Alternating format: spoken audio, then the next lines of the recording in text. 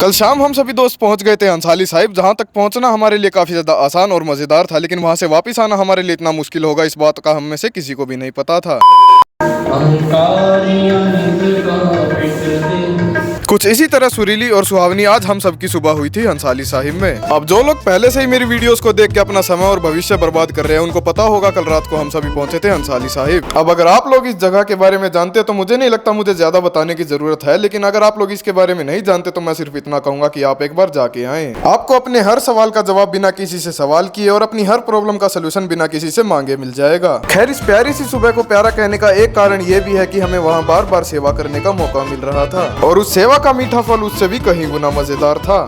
खैर, खाने से अगर हट के सीरियस बात की जाए तो मुझे लगता है मुझे इस ब्लॉग को यहीं खत्म करना होगा, क्योंकि खाने से हट के और कोई सीरियस बात मेरे पास है ही नहीं।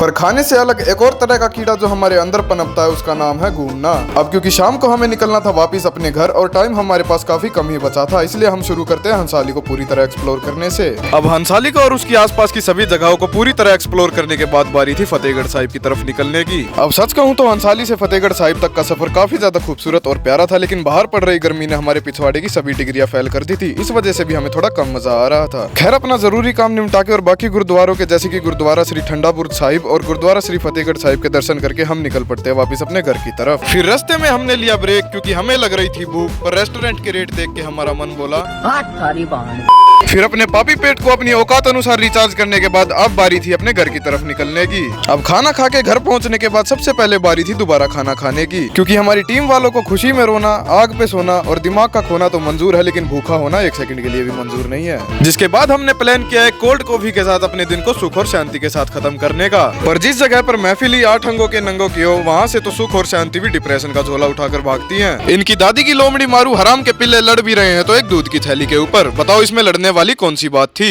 वो तो ये लोग मुझे पिला के भी उस लड़ाई को वहीं खत्म कर सकते थे। कुछ भी। खैर, कुछ इसी तरह हमारा आज का दिन बीता। कॉफी बना रहा है हमारे लिए तुषार चीता और इसी तरह जो है हमारा आज का दिन बीता। बस इससे आगे मैं भूल गया। I love Babita. बाय, कल फिर मिलेंगे।